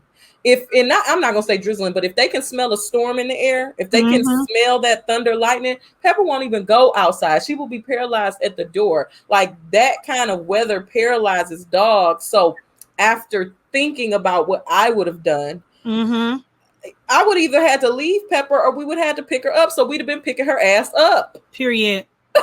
Pick up my Pep. Because her scary butt, she would have just... been whimpering and yelping. She's been shaking. And I'd be like, come on, Pepper. Been having to drag her. Now she thinks she in trouble. Lord. Yeah. So now, like, we've saved Aunt Meg. We've seen what they spoke of earlier when they were at Aunt Meg's house, how a tornado can just destroy. But that was a category 5, wasn't it? That was a F5. Yes. So, and that's the thing about tornadoes. They, just like you said, they jump down, they go back up, and then they go somewhere else and they go right back down. So sometimes it's the same exact, the storm is traveling with that same intensity. Or they can come together. Or they can come together and they'll just go somewhere else.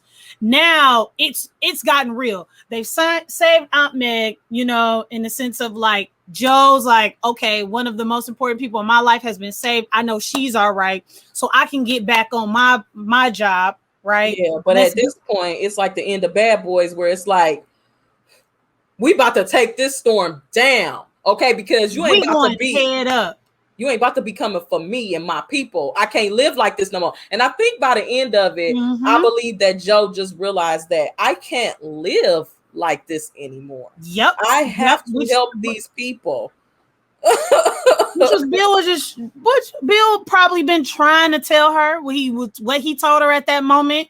Me, Joe, what he told her probably previously in their marriage many of times. Like, we need to stop doing this. We can't do this no more. We can't do this gonna forever. work. But in the midst of her probably about to say I quit, he said, I got an idea. So now he wants to try to put like these like. Oh, well, no, that was Joe's idea. Oh, was it? I thought it was his idea. Oh. So remember, she's having the conversation with Aunt Meg, and Aunt Meg's kind of like, no, don't babysit me. You just saved my life. I know you wish you were here, but what the hell was that going to do? Was you going to get out in front of the tornado and say, stop?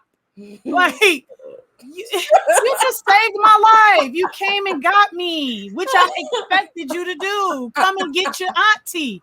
Go off and do what you were supposed to do. And then when it pulls off, that's when Bill comes and he's like, I thought you were going to go with Aunt Meg. And then she's staring at the windmill. That ain't no windmill. That's a damn.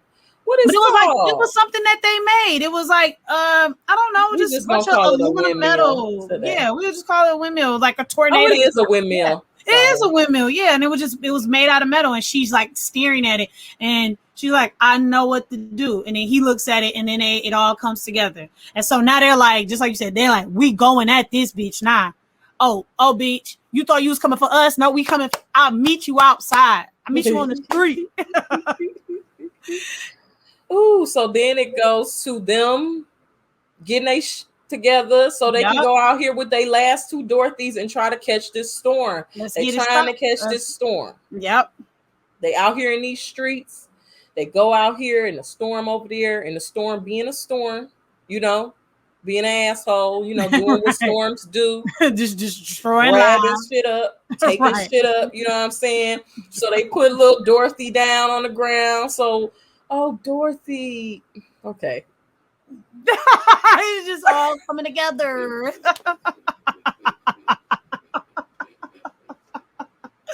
Oh, that's a good one, Shabbat. Oh, that's a good one, Shabby. The more you know. Of it all. Oh, now I understand.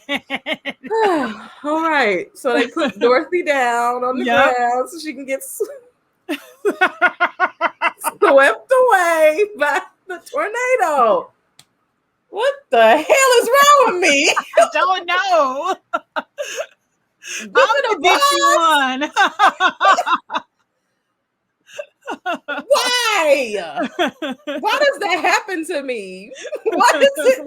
Like, why is that just clicking for me? Yeah. Like, oh shit. Wizard of Oz. Tornado. Dorothy swept away. Yes. Lord. Okay. Oh, man. Anyway, so they take Dorothy out to the streets. They give her back to the streets, and the tornado's supposed to pick her up, but the tornado don't want her. Yeah, because they realize it's too late. Yeah. You gotta anchor that bad boy down. It needs to be anchored down because what you want to happen, they don't want the machine to go up in it. We want the sensors to fly into the tornado so the tornado can pick it up and we can analyze it as it needs to be analyzed. But in the midst of this, Bill, being the natural meteorologist that he is and just knowing the things that he knows, he sees that this tornado is doing some different things, right? And we're introduced back to Jonas and the crew. And he's determined to get out there. And then the one time where he doesn't want to listen to Bill, the one time that he doesn't want to hear anything from Joe, it cost him everything. The poor man that was driving the vehicle, he really wanted to listen to Bill and was like, I think we should take his advice. And he said, when he really was about to, it was too late. It was too late. Just the most gruesome death. I'm talking about like Final Destination, type of death, like just like a big old, like one of those climbing. You think you'd climb it, but like those poles that are on the side of I don't know, just like build. I don't know. I feel like it's the ones that you see in the country that had a red blinking light on it. Yeah, one of those. Yeah. It's like you feel like you can climb it, but you're not supposed to climb it. Oh, like it kindergarten looks like cop. Yeah, kindergarten cop. Yes. Yeah. Like a big antenna. Yes. That bad boy came through the whole window. The whole window and just took him out. Took him out. And then it just took him all the way out. And he was Calgon, take me away. They were gone in the sky with the but then that's not the worst part, y'all.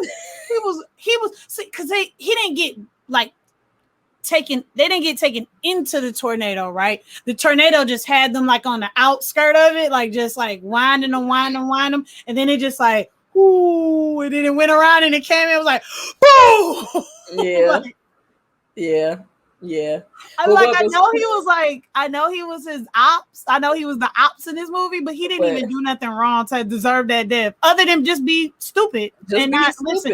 Just be stupid and not listen. But I guess maybe that was the severity that they needed to show the audience that after this movie you don't want, because we've allowed for you to think that this is something kind of cool, this whole movie, and now we're about to show you what happens when you chase a storm and you don't know what you're doing. Yeah, because they didn't know what they were doing. Because another thing I wanted to point out was it was giving me Fast and the Furious 7 and 8, like unbelievable, like not a scratch. Yeah, it was a little unbelievable. It was a lot of moments where I was like nothing. A lot of had a scratch. He did. He had a scratch. He had a couple little scratches, and they had a couple. Helen didn't have a nothing. Helen didn't have a nothing, and baby girl kept a white tank on. Look, here is my little like the white woman with the white tank in the khaki, either pants or short. That's a bad bitch right there. Because what's the name's wife in Jurassic Park? White tank. Yep. Khaki shorts. Yep. She had to take that fucking He had to take that jean denim jacket off, or whatever she had shirt off. Or like that khaki shirt. She had to take that bad boy out. That's right. It's real. But what was funny to me was after he died, the reaction to his death was just like, "Damn it!" Yeah, he was like, "Stupid." And then she was like, "I mean." You told him. You told him. Yeah, he didn't listen. Like, damn. I guess that also, to reiterate, we all know the risk of doing this. So, yeah. Yes, it's sad that he died, but we could die. We have to move forward. Yep. So we can't dwell on that. At least that's what I'm going to go with, because that sounds better than I'm going to back you up on that. And then here we are. Like, now we're finally at what I would say is the pinnacle. Like, we are here at the moment. We're here at the moment where we're like, oh my God, Dorothy, got it on the ground. Yep. Like, they figured it all out. Like, it's beautiful. They're gonna put the car in cruise control. We're just gonna take the, Wait a minute, you are moving fast. Am I moving too fast? What about the house? What about the trailer? Oh shit! Oh my God! Oh my God. Back to my Fast and the Furious. You are right. I am moving way too fast. So that happens. The death happens. And then it's real. They only got one Dorothy left. They only got one Dorothy left. So they have to make it count. But this time, it really is like the storm is like the tornado is chasing them. So they're trying to just get to a place that's safe enough to be like, can we be close enough? Because the thing that they kept saying was that it was a mile long. Like when you think of a tornado, you don't think of it being that huge, but it covers a lot of area. That one in particular, yeah. Yeah. And so they're trying to get to the best, safest spot, but the most like primo spot to get it off. But what they find is they're going to run into everything but a safe space. So the tornado is at this point chasing them, has went through a place that's like a farm and has a whole bunch of like tractors and stuff like that. And it's now just spitting out the tractors. So she's like, left, right, left, right. A motherfucking house barrel rolls into the middle of the fucking street. I love it so much, though. I love the it way so it much. barrel roll, just like it just so conveniently came from Yes, from perfect. like you don't see it, and then it just boom, and they're like, "We're going in." And I love when the teddy bear bounce off the window. It just like squeaks. And then she's just like, I think we should get off this road. Yeah. I think so too. Like, hello. Oh, also, we did not mention the freaking semi truck. And then they calling them like, hey guys, did you see that explosion? And they're like, yeah, we saw it. Like the amount of like the lack of decompression that you can do after going through shit like that, and the way, because you got to remember the crew is staying back. They're staying back so they can get in the midst of the storm, and let Dorothy go. And they're back analyzing because they're no good if they get swept away, because then that's all the equipment. And they're always like looking from afar, being like, yo, did you see what happened? Being like, yes, we fucking saw what happened. We was right there. I mean, but can you imagine if she would acknowledge that? She would have started freaking out, and she would have been able to do it. It's true. Like, yes, we was in it. Which is the whole thing.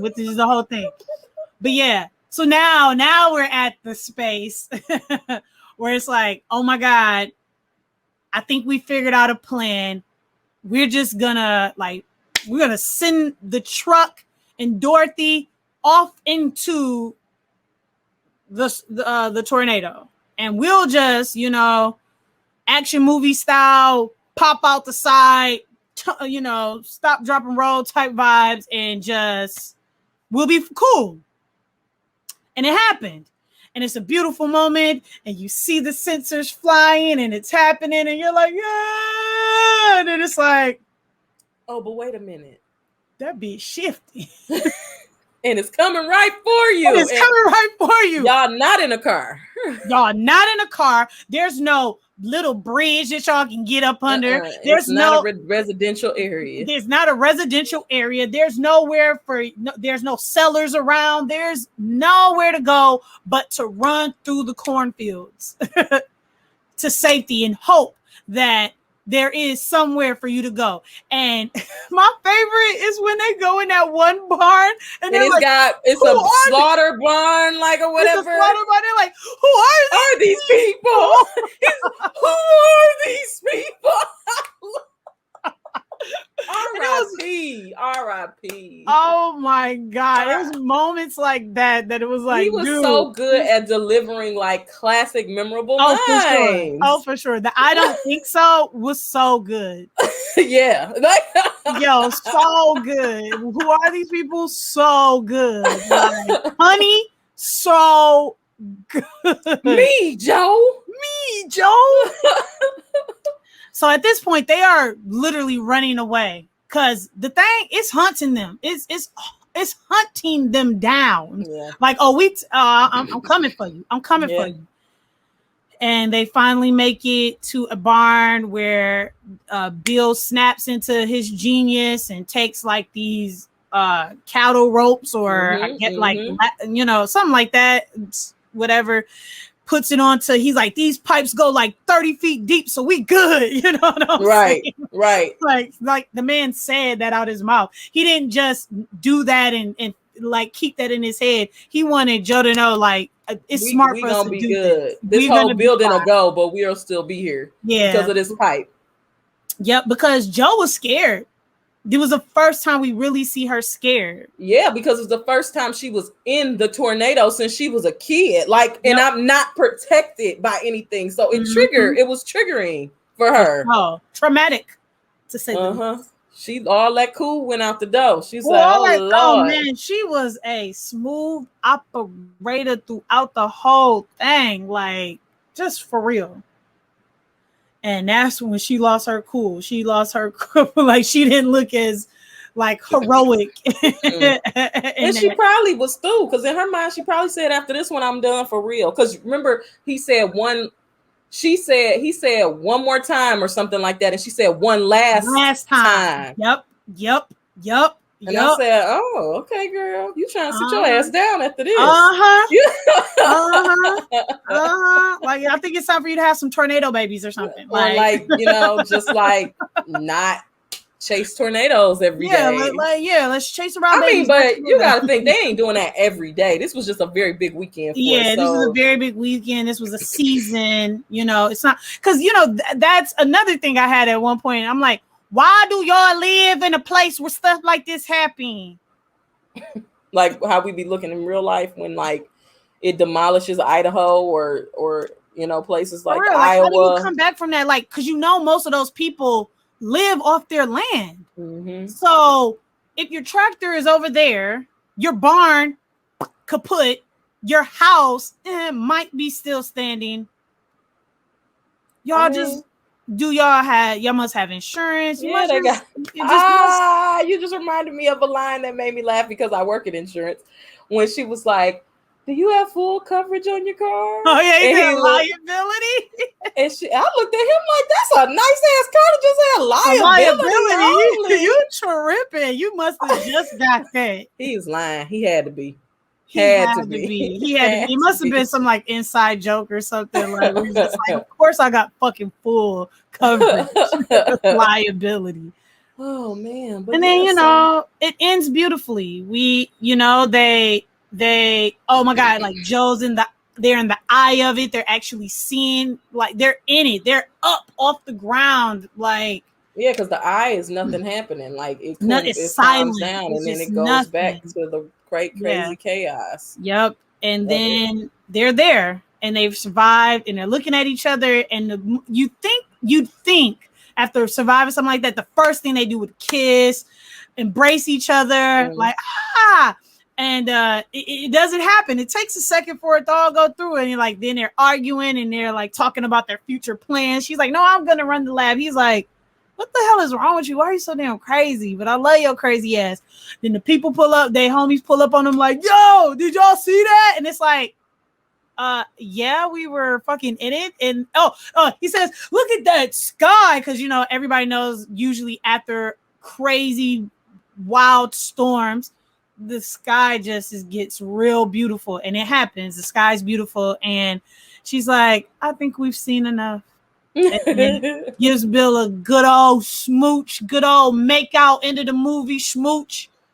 And then they pan out and there you see everything, guys. And you're just like, wow, this is an epic ass movie. This is an epic that I have seen several times, and it still makes me laugh. And it still makes me laugh. And it still makes me shed a little tear when that scene happened with Joe and him. I like that scene. It does. I was like, wow, y'all was really trying to make me cry in this movie. I see what y'all trying to do, but I held strong like a pimp. I mean, I'm telling you, I look forward to that scene when me and Camille literally quote that shit all the time whenever we talk. That about is so. I ain't never seen one jump from your house, and we be saying that shit to each other, and then we don't remember everything else. We just go straight to me, Joe. We just go straight there, like so good ass scene. It really is. It really is. It really is. And I mean, and to jump into maybe our movie quote as well. Like, that's it, man. Yeah. Like, that's the movie quote. Me, Joe. And it is really the moral and the story of the movie. Like, how long are you going to keep chasing after something that's not going to bring your father back? Mm-hmm. That is extremely dangerous. Mm-hmm. And you are obsessive. Like, okay, maybe it was fun when we was young and dumb and, full of, but now that we want to be married, although they were married, but, lead like true, fulfilling, fruitful lives and having something actually worth living for instead of just going out there and being like, well, I'm just living life. Let me just do this. And if you ain't got nobody, damn it, girl, you got me. Right. I mean, but yeah, she had to make her own family because obviously her mom passed. Yeah. And she just had her aunt. Yeah. So, I mean, she had to make her own family. So I'm sure she did feel alone in the world. Mm-hmm. Especially after she lost him. I mean, because she knew she lost him because of her. And that's really why she couldn't, And that's say where anything. and I think that's where that like stubborn attitude came from. Yeah. Where it's like, I know I fucked this up, and that's why she would like get on his nerves with like the whole, she line of questioning. Yeah, her line of questioning. And when she told him that he had a hard time with like, when she asked him like, is she your therapist? And then she's like, well, this is why you need therapy, because you have commitment issues and whatever else she said, which was basically a dig at being like, you left me and you left this. Yep. You know what I'm saying? So like, but girl, you don't see why I would leave this? But you don't see why I would leave you? Jonas is dead. DOA. Dead on arrival. Period. And you talking. You're right, you talking. Right. You just talking. Just talking. But maybe now she can be happy, and because she actually did what she's been trying to do all this time. So now she can relax and figure something else out to help people and have somebody else go out there and do it or whatever. Yeah. Because it's some crazy mofos that was willing to pick up where they left off. Yeah. So yeah, just like pure classic blockbuster. I'm sure people were laughing, crying, excited, yelling in the theaters when they went to go see this in 96. Like, I mean, I would have loved to see this in the theaters, like flying cows. Stacey talking about so slow. I'm like, hold on, is that how you spell dead? No. D-O- dead on arrival. DOA, dead on arrival. That's so Murder, good. death, kill. Oh man. Murder, death, kill. That's a good one. That's a good one. But yeah, I mean, just a straight up classic film. You can never go wrong. Man, RIP to the greats. Philip Bill Seymour Hoffman. Yo, man, and Bill Paxton. That man knows how to get amped up in a scene. I never forget the first time I saw Alien. And that man, it was after the alien had started killing him and popping out the chest. He's like, and they're gonna come in here, and they're gonna come in here, and they're gonna come in here. You are right. He is so good at that. Like getting just amped up. And yes, he just has the voice, which is the funny part, because it makes me feel like I can't take him seriously. Yeah, I feel like I can't take him seriously, but yeah, like I always remember him from that movie because that line was like one of my that's Aliens too. They mostly come at night mostly. That's another line, but that's from Aliens too. But yeah, like he's a good actor. I think he had colon cancer or something like that, and he passed away a couple of years ago. Yeah, I believe he did have a form of cancer. Yeah, what's that? Patrick Swayze. I think they both actually had cancer. Really? And Patrick Swayze. Yeah, I think so. Damn. Sad to see. Good work. Timeless classic with timeless classic actors as well. What's Helen Hunt doing these days? Well, I read, because me, I gotta go to the internet after this. She was trying to do she's doing some producing, doing a little acting. She's on a show called Blind Spotting. I guess it's a series on Stars that came from like a spinoff from the movie Blind Spotting with the guy with the curly big hair from Hamilton. Okay. So she was trying to create him and the guy that acts in Blind Spotting, Raphael something. They were trying to create a Twister 2 with black and brown storm chasers. But she said they were trying to do it last year. But she said even in the midst of all the stuff that was happening in 2020 with, companies saying that they're doing racial diversity. Remember all companies, blackface, blacked out and all that stuff. She said they weren't hearing it. They weren't having it. They didn't. Oh my God. They had no interest. I was like, that would be so dope. Yes. That would be so lit. She said she had it all figured out. She was like, she was gonna be some like kind of, I guess she wasn't gonna be with Bill anymore, and she was gonna be like an old lady who just telling her old stories and she was gonna die in the tornado. I'm gonna send you the article so you can read it. Like she said they had it, she wanted to direct it. She had it all planned out. And I was like, damn, I hope it happens. That would be cool. That would be so dope. Because that's one thing that I thought about when I was watching that movie. Like, damn, black people didn't chase storms. Well, no. Yeah, how would a sequel work? But... How would a sequel work? Yes, it was pretty fly. But yeah. Oh, we did our quote already. Yeah, we did our quote. I guess the best thing to do is So guys, what are guys? Because y'all can talk back like immediately. Right.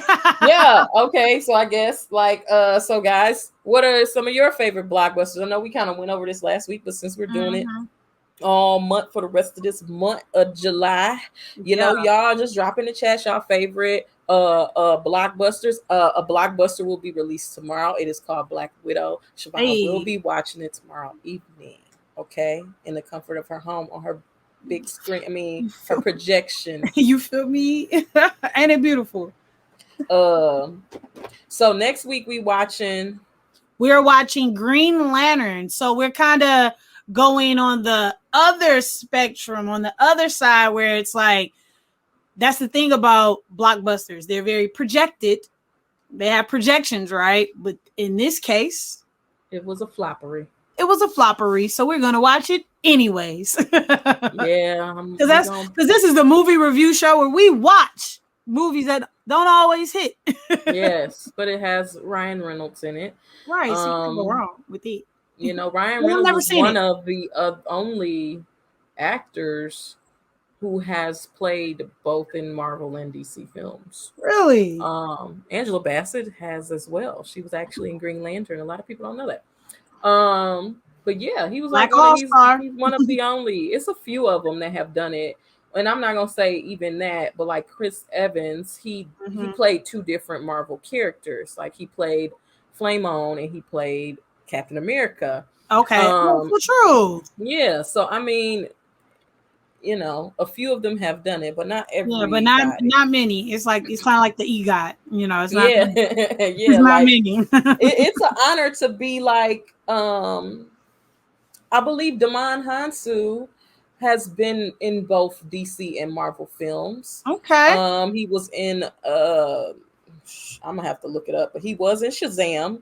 In addition to being in Aquaman, but I believe he was in a Marvel movie as well. Really? I just can't think of what Marvel movie it was. He did voiceover in Aquaman. He played a green fish dude, but he was he was the person that Shazam, the boy, got his powers from. Okay.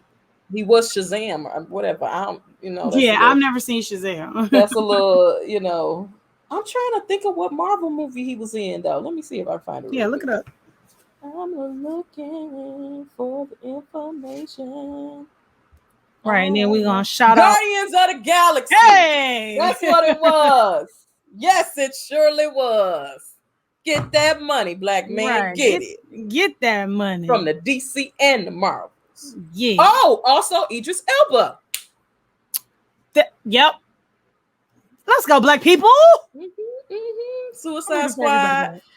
Heimdall and Thor. He died. His character, he died. Oh.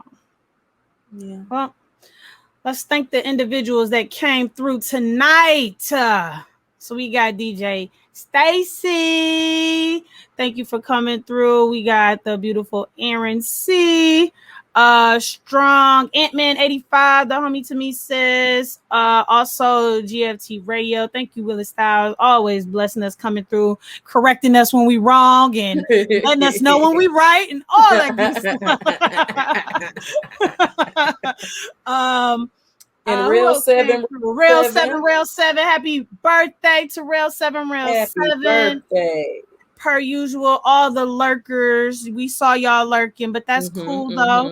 You might want to stop lurking so you can get that cool blockbuster gift that we got coming at the end of the movie. So you might want to go ahead and just be a part. Last week we did trivia, which was really, really fun. So yes, it really was. Bring your bus on through. So yeah, it's also cancer season. Happy birthday to all the cancers out there. Yeah, Stacy's birthday is coming. Oh yeah, let's go, Stacy. And anything else? Anything else? No, tell the people where they can find you. You can find me at Latoya Coast on Instagram, Point of View Finder on Instagram, dropping new photos and interviews. Always doing stuff with the homies over at Books We Should Have Read, Bashweiser, and also Misfit Academics with the homies Charles Kennedy and Zachary Cunningham. We got some stuff coming out with the Darker Than Blue series. So yeah, just stay in tune. All I gotta do is hit me up on there, and you'll find everything that you need to find. Yeah, you can find me on the Instagram at S the Superstar, and I am on Twitch as Chevy the Superstar. Hey. And I'm just doing this. So and I forgot. GFT Radio, we back. Yes. On the Wednesday to talk about the Loki. Talk about the Loki. But also I'm just also doing just this. Yeah. Yeah. So I'll see y'all next week. Yeah. So next week we're watching Green Lantern. So make sure you watch, tune in, and we'll see y'all next week, man. Thank you for coming to see us tonight. It's 2 snaps and a circle, and you'll be all right. I don't know where this came from, and I can't hit in the broadcast.